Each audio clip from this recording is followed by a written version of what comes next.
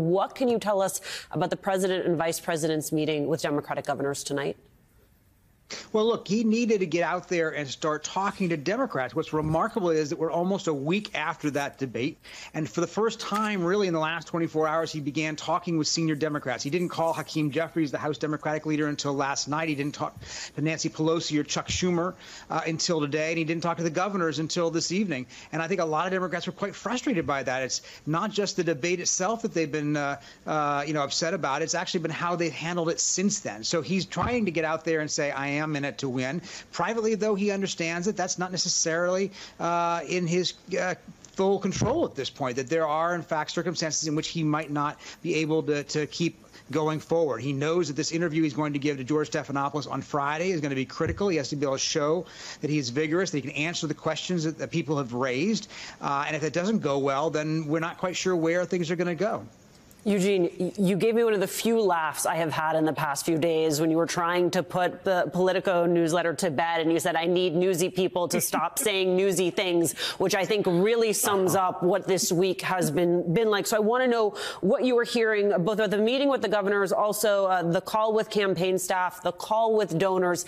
Is the message the same regardless of the audience? That's what it seems to be at this point. Something that's been very true about the Biden world, folks' inner circle for years at this point has been that they hunker down when there's chaos happening around them.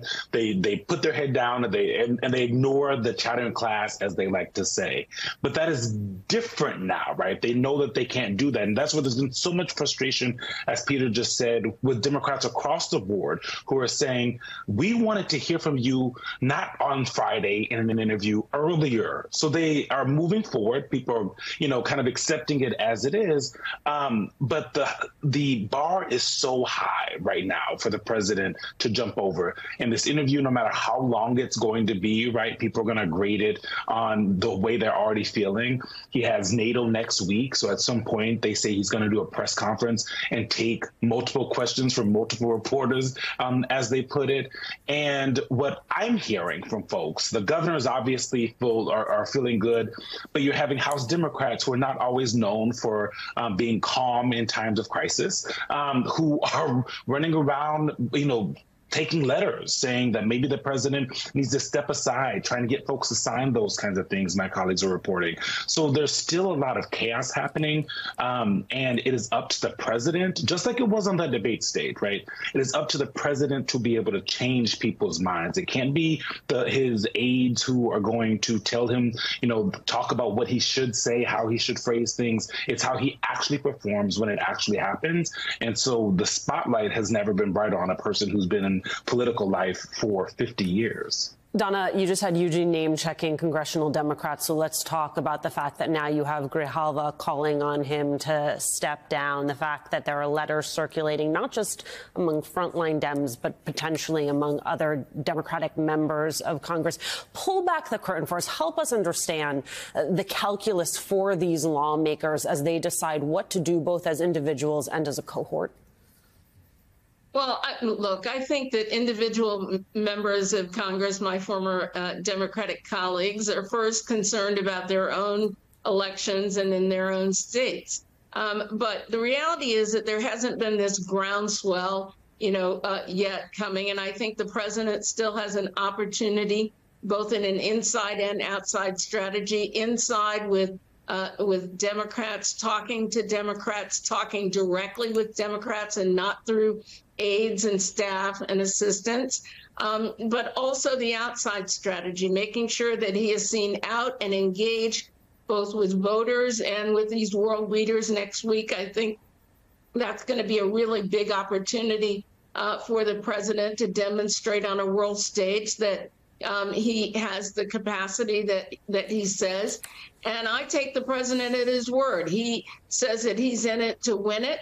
These governors coming out, I think, were really helpful this evening because these are straight shooters. Tim Walz is going to tell you exactly what he feels, my former colleague.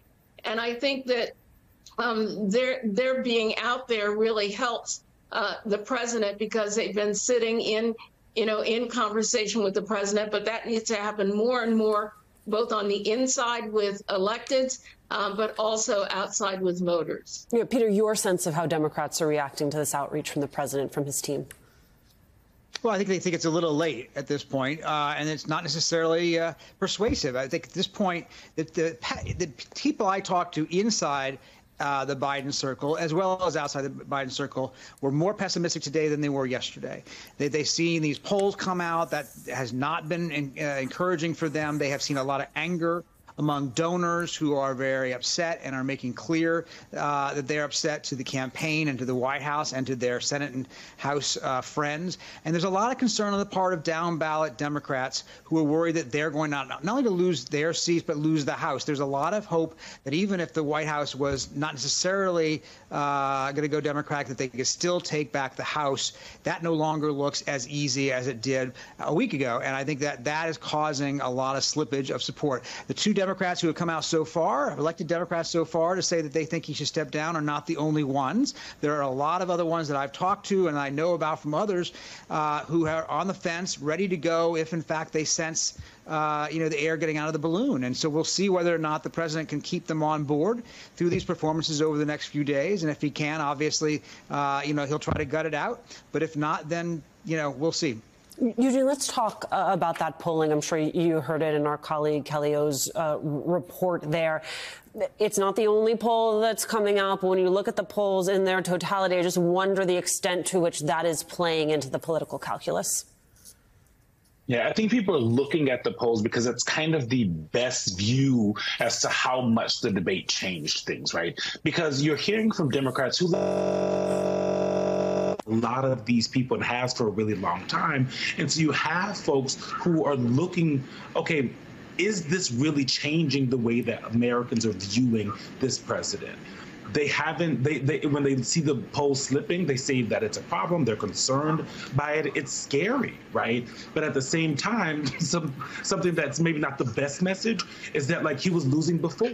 3 points isn't that much to slip by, which is not the the where you want to be, but that's where we are, I think. And the thing that I heard from someone today was that the New York Times Siena poll was the one they were really nervous about. It's the one that was kind of being pre-spun by Jen O'Malley Dillon, a senior advisor for the president, and it was 3 points. But at the same time, if you look in that poll, you see that people think the president is too old, still think he's too old, because that's not new. That has not changed. It is unlikely to change. They are looking, you have black voters and brown voters who are still uninterested, young voters who are slipping away from him even more. So trying to gain all of that back in the time that they have is going to be extremely, extremely difficult. And there are Democrats who don't really worry about his ability to do the job of president, but for him to get out there and make the argument in order to change the fundamentals of this race. Donna, I want to take a listen to what Congresswoman Debbie Dingell had to say about the president's situation. This was with our colleague, Andrea Mitchell. I want to see him talk to the American people, the working men and women of this country, and tell them why he can do the job and what he's going to deliver, and that he's got the stamina to do it. And I got in trouble for saying one news interview isn't going to do it. It's not. It's sustained. Your thoughts? Well, look, I think I agree with Debbie about that. The president can't just do a one-off. He has to really put himself out there. And, look, this should not be a problem for them. If the president is saying he has the capacity to do the job and he can put himself out there. He's going to be on the campaign trail over the weekend. We will get to see that. And it's not just one interview. It may be several interviews and a lot of different kinds of things over the next few weeks. Look, there's not a lot of time between now and the Democratic convention. And so whatever is going to take place, it needs to take place now. And I think a lot of folks are looking to see not just at the polls, but they also want to see the president engaged, and they want to be able to judge for themselves by seeing him. Especially because the stakes are so high. Peter, the Biden campaign is out with this ad. It's a new ad telling voters that in light of the Supreme Court's decision on presidential immunity, it's more important than ever to keep Donald Trump out of the White House. Can you talk to me just a little bit about this duality of trying to continue those proactive attacks, that contrasts, while also trying to contend with this current situation?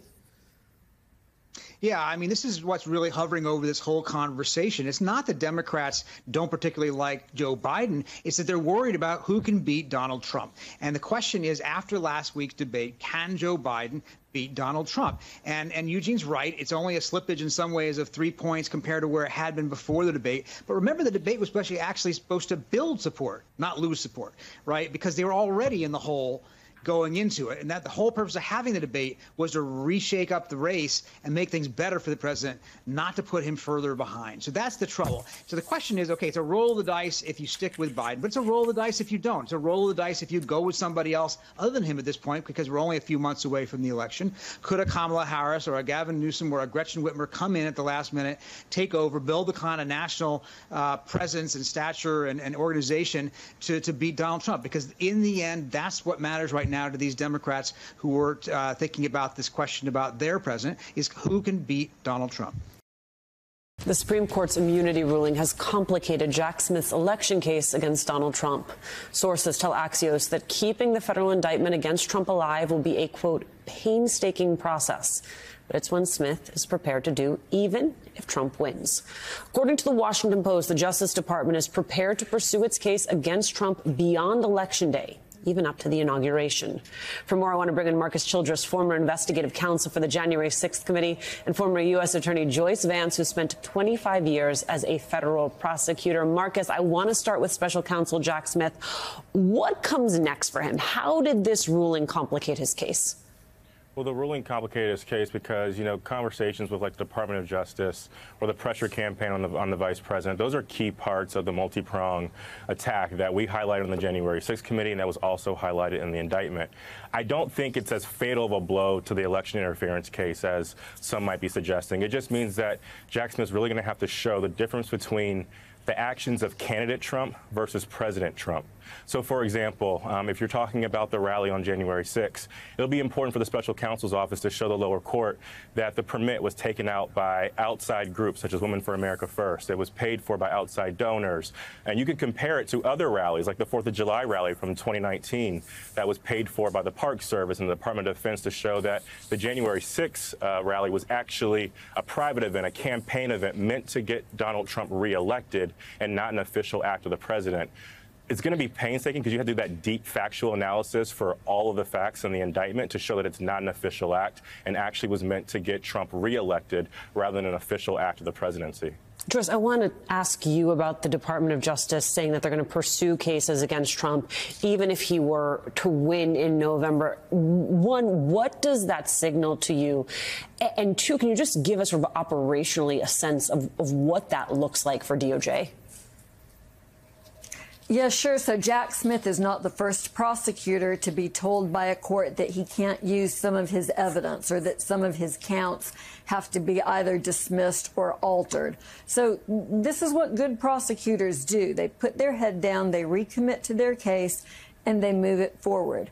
The election is an artificial date as far as Jack Smith and federal prosecutors are concerned. Their case doesn't go away even if Donald Trump is reelected. The Office of Legal Counsel memo that we've all talked about an awful lot simply says that you can't prosecute a sitting president. It says nothing about someone who has been elected but has not been sworn in yet.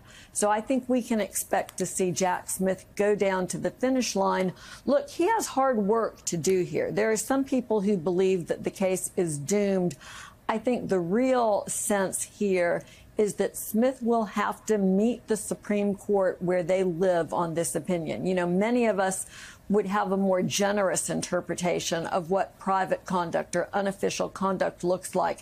This was not a court that had a generous view of that. They very much looked at almost anything a president did as official. Roberts, the Chief Justice, even talks about the speech that Trump gives at the Ellipse, which is clearly candidate Trump, not President Trump, and talks about how that might be official conduct. So Smith will have to be careful at every step along the way. Marcus, if I'm not mistaken, I believe you were in the room when SCOTUS came down with this ruling. And I think the reason it hits so hard is because it's not just retroactive. We're not looking back at what happened. We're talking about a future permission structure as soon as this upcoming election that someone like Donald Trump, like his allies, could seek to exploit. Yes, that's exactly right. I mean, I'll be candid. It was kind of heartbreaking to hear the majority opinion read. I mean, I think we all had a sense that there was going to be some immunity that was granted. I think the longer that the Chief Justice went on reading just how expansive this new immunity was, you know, you could kind of see where it was going. And then when Justice Sotomayor came through and read her dissent in full, I think you felt the balance of, okay, at least someone understands the way that the law the way that we understood it. And so it was refreshing, although it wasn't enough at the time. And so I think moving forward, I totally agree with what Joyce says. I think, you know, prosecutors around the country, especially the special counsel's office, are going to have to just meet the Supreme Court where they are.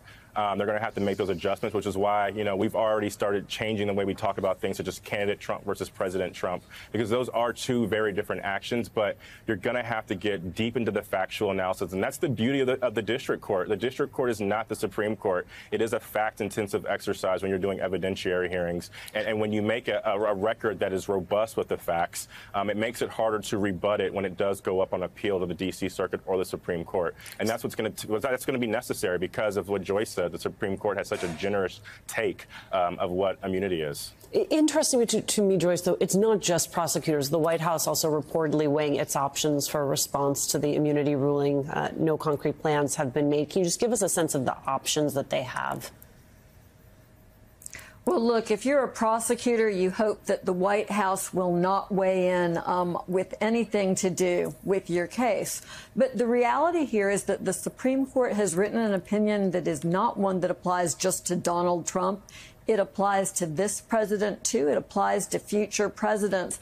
And so the reality here is that Joe Biden has the option of taking certain action or pointing out that he could take certain action in response to this case. But what one hopes will happen here is that Joe Biden will take the high road like he always has. The Supreme Court, I think, has teetered into dangerous territory. And when you read Justice Jackson's dissent, she makes that point very clearly. She says the court has removed the guardrails that have kept this country from sliding into presidential corruption. That's the point that Joe Biden needs to make, that presidents are better than this, that he is certainly better than this, that the risk is that Donald Trump is not. Hey there, MSNBC fans. I'm Luke Russert, and be sure to join me, Rachel Maddow, Jen Psaki, Lawrence O'Donnell, Steve Kornacki, Joy Reid, and many more September 7th in Brooklyn, MSNBC Live Democracy 2024. Click on the link for ticket information. We will see you there.